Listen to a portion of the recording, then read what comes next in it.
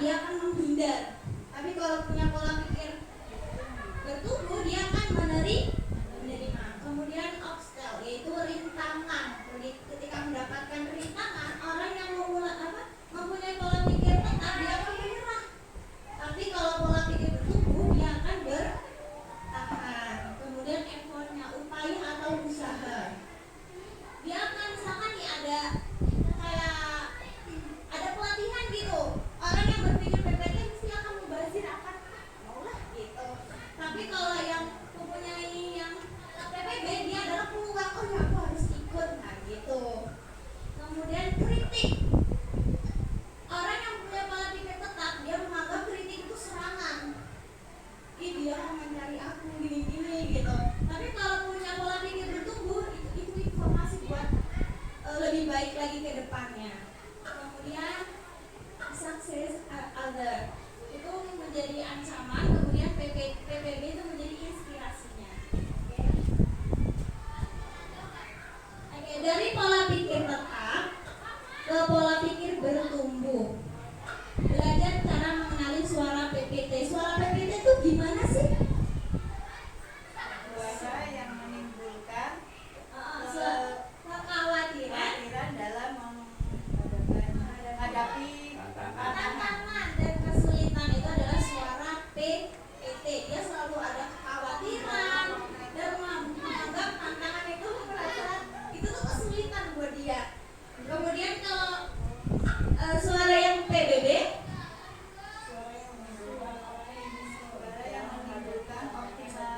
optimis dalam menghadapi tantangan dalam kesulitan. Jadi suara yang PBB misalnya menghadapi itu, dia langsung optimis mau menghadapi itu.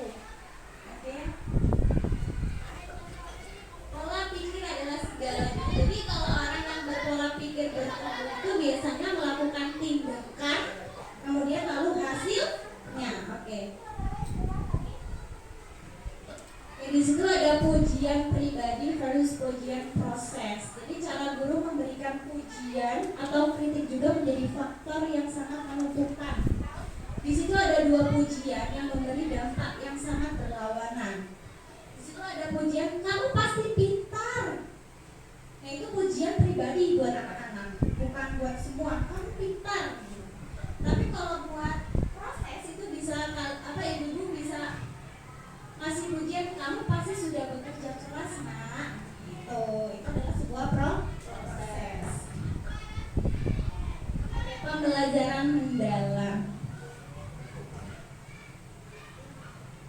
Oke, latar belakangnya di sini kita akan perubahan masa depan sulit diprediksi, permasalahan mutu pendidikan, literasi, numerasi, keterampilan, berpikir tingkat tinggi, ketimpangan pendidikan, bonus demografi.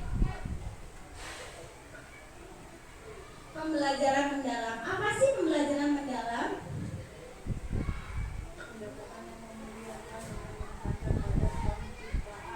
Ya, jadi pembelajaran mendalam adalah merupakan pendekatan yang memuliakan dengan menekankan pada penciptaan suasana belajar dan proses pembelajaran melalui kesadaran bermakna, menggembirakan. Melalui apa itu? Olah pikir, olah hati, olah rasa, dan olah raga.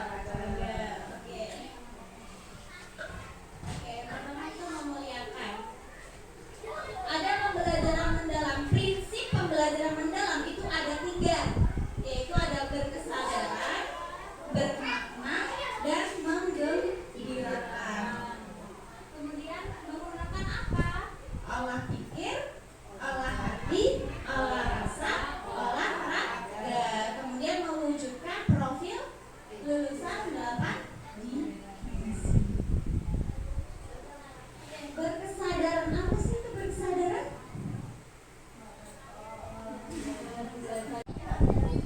Oke, pembelajaran mendalam. Pembelajaran mendalam itu ada 4, yaitu ada olah pikir, olah hati, olah rasa, dan olah raga. Coba bunyi.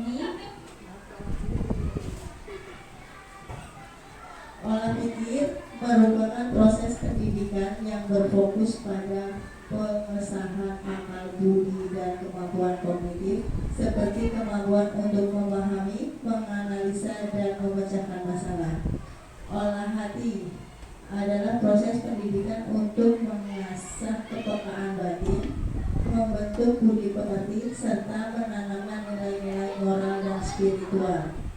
Olah rasa sebagai proses pendidikan yang bertujuan untuk mengembangkan kepekaan estetika, empati, dan kemampuan menghargai keindahan serta hubungan antar manusia. Olahraga merupakan bagian dari pendidikan yang bertujuan untuk menjaga dan meningkatkan kesehatan fisik, kekuatan tubuh, serta membentuk karakter melalui kegiatan jasmani. Untuk contoh dari olah pikir, olah hati, dan olah rasa dan olahraga itu seperti apa, Bu Ciwul? Contohnya untuk olah pikir, misalnya kita memberikan soal kepada peserta didik kita itu mengenai studi kasus. Nah, dari studi kasus itu anak-anak akan belajar mengenai menganalisis, memecahkan dan memecahkan masalah seperti itu. Lalu olah hati. Olah hati itu berkaitan dengan membentuk budi pekerti, empati, budi pekerti, spiritual itu misalnya melatih anak untuk berbicara jujur dan mampu memahami perasaan penanya. Lalu olah rasa yaitu kepekaan estetika atau empati, memahami atau menghargai atau mengapresiasi misalnya ada temannya yang berprestasi seperti itu. Lalu olahraga yaitu melatih ketangguhan anak, mendukung menciptakan harmoni tubuh jiwa, misalnya kita menyuruh anak untuk berolahraga seperti itu. Tadi itu adalah contoh dari olah pikir, olah rasa, olahraga, olah hati. Oke, di sini ada pembelajaran mendalam. Dimensinya di sini ada 8 dimensi profil tulisannya. Ada keimanan, ada kewargaan, kreativitas, kemandirian, komunikasi, kesehatan, kolaboratif, dan penalaran kritis. Kemudian ada prinsip pembelajaran. Tadi prinsip pembelajaran ada apa aja? 3. Ada berkesadaran, bermakna, dan menggembirakan. Dan pengalaman belajar ada 3 juga, yaitu merefleksi, memahami, dan mengaplikasi. Kemudian kerangka pembelajaran ada praktik pedagogis, lingkungan pembelajaran, pemanfaatan digital, dan kemitraan pembelajaran.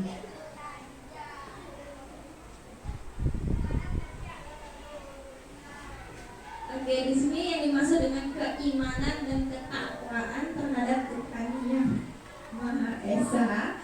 Di situ ada individu yang memiliki keyakinan teguh akan keberadaan Tuhan.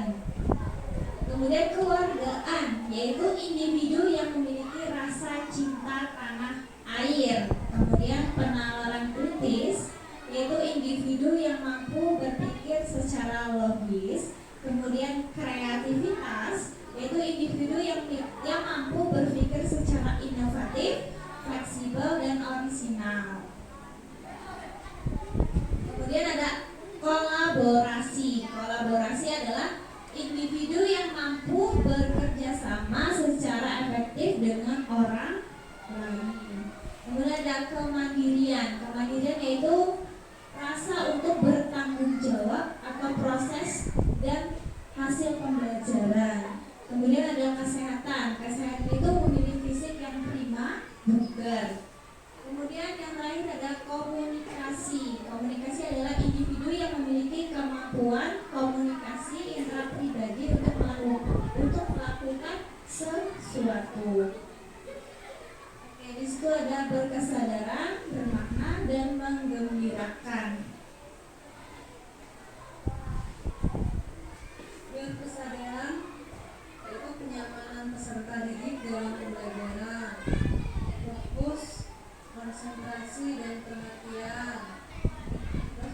pertama, kontekstual dan atau relevan dengan kehidupan nyata.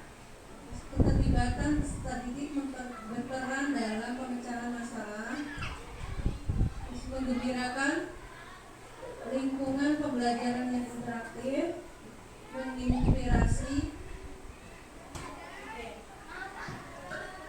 Itu adalah penerapan dari prinsip pembelajaran. Kemudian pengalaman belajar. Pengalaman belajar itu ada 3, yaitu merefleksi, mengaplikasikan, dan memahami. Refleksi itu tadi ada 2, refleksi di awal dan di akhir. Kemudian mengaplikasikan. Mengaplikasikan itu menghubungkan ide-ide menjadi satu. Kemudian memahami itu mengingat kembali.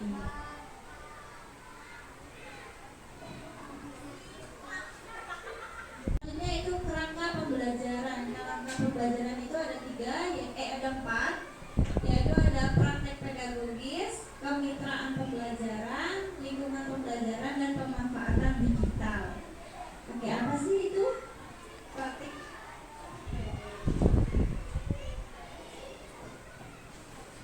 Praktik pedagogis, strategi mengajar yang dipilih guru untuk mencapai tujuan pembelajaran dalam mencapai dimensi profil lulusan.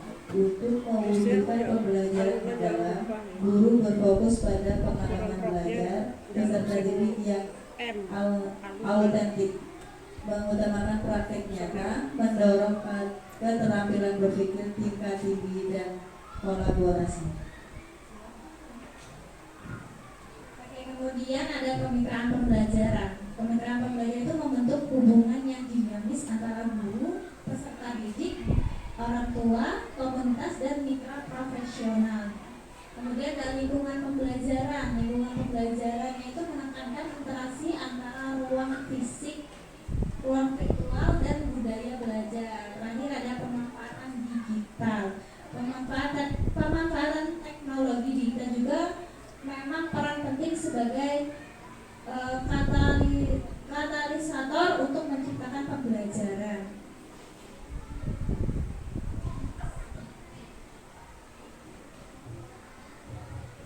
Di situ ada praktik pedagogis, yaitu pembelajaran mendalam dapat dilaksanakan menggunakan sebagai praktik pedagogis dengan penerapan 3 prinsip kesadaran bermakna, menggembirakan. Contohnya, di situ pembelajaran berbasis inquiry, pembelajaran berbasis proyek, pembelajaran berbasis masalah. Kemudian di situ ada diskusi, peta konsep, atau kerja kelompok. Selanjutnya yaitu kemitraan. Kemitraan itu pembelajaran membentuk hubungan kolaboratif untuk memberikan pengalaman belajar. Contohnya seperti lingkungan sekolah. Lingkungan sekolah itu ada kepala sekolah, pengawas sekolah, guru, dan peserta didik. Kemudian di lingkungan luar sekolah ada MGMP, mitra profesional, dunia usaha, dan dunia kerja. Kemudian ada bermasyarakat. Masyarakat itu bisa kerja bersama orang tua, komunikasi, tokoh masyarakat, organisasi, dan keagamaan. Kemudian ada lingkungan pembelajaran. Lingkungan pembelajaran menekankan integrasi antar budaya belajar, ruang fisik dan ruang virtual untuk pendukung pembelajaran mendalam. Yaitu contohnya budaya belajar itu dikembangkan agar terciptanya iklim belajar yang aman. Lingkungan belajar juga gak harus di kelas aja, bisa keluar juga bisa, biar anak-anak bisa mengeksplor pikirannya.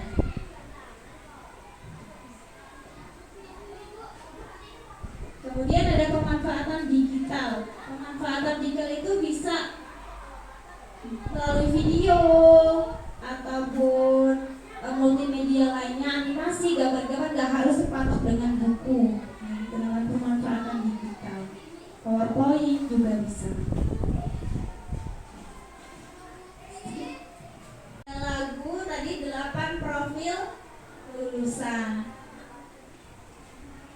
Bisa nyanyi bareng-bareng ya Bu ya? Ya. Di sini ada. Mari kita wujudkan 8 profil lulusan beriman dan bertakwa pada Tuhan yang Esa, berjiwa kewargaan, mandiri dan kreatif, nalar kritis, sehat kolaboratif, juga terampil untuk komunikasi. Mari kita wujudkan 8 profil lulusan, beriman dan bertakwa pada Tuhan yang Esa, berjiwa kewargaan, mandiri dan kreatif, nalar kritis, sehat kolaboratif, juga terampil untuk komunikasi. Nah, itu adalah 8 profil lulusan. Bisa nanti diaplikasikan di kelas masing-masing. Baik, cukup sekian penjelasan dari pembelajaran mendalam. Jika ada pertanyaan, cukup ya. Oke, cukup sekian. Wassalamualaikum warahmatullahi wabarakatuh.